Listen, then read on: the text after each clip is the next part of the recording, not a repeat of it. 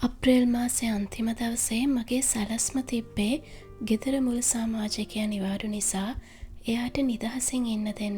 එක දිගට සතියන්තේ පවා වැඩ තිබ්බ නිසා මහන්සිය නිවා ගන්න දෙන්න ඕන කියලායි මට හිතුනේ. රසට කෑම වේලක් හදලා දීලා චිත්‍රපටියක් බල ඉන්නවා කියලායි හිතාගෙන උන්නේ. ඒත් එයාගේ සැලැස්ම වෙනස්. එයාගේ සැලැස්මේ එදා දවසේ මටත් දරුවන්ටත් සතුටු මතක එකතු කරා. කෝපි හලකට අපි උදේ කෑමට ගියා. මං කොහොමත් බ්‍රෙක්ෆාස්ට් ඩේට් වලට ආසයි. ඒක හරි සනීප නිස්කලංක ලස්සන කතාබස් පෙරුණු නිදහස් වෙලාවක්. අපි දෙන්න සුපිරි වෙළඳසල් සංකීර්ණයකට ගිහිල්ලා ඕන දේවල් අරන් ඇවිදලා දෙන්නම ආසාවන් හලකින් කාලා දූලා දෙන්නටත් කෑම අරගෙනයි ගෙදර ආවේ.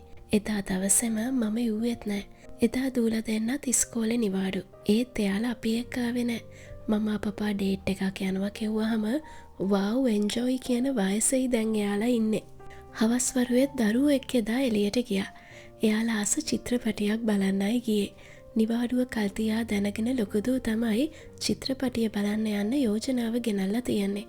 ඔය විස්තරේ උදේ කෑම කන වෙලාවෙයි මම දැනගත්තේ. දරුවන්ගේ සැලසුම් එකපයින් ස්ථීර කරලා ලෑස්ති කරන්න ඒව මං එක්ක කියන්නේ hina වෙවි. තාත්තලා දරුවෝ ගැන hina වෙවි කතා කරද්දි හරි ලස්සනයි කියලා මට හිතුණා. චිත්‍රපටයක් බලලා රෑ ගෙදර එද්දී හිතට සතුටක් දැනුණා. ඒ සතුට එක්ක මං ගෙදර මුල් සමාජිකයාට ස්තුතිවන්ත වුණා. තවත් දම්පාට දවසක් මට දුන්නාට.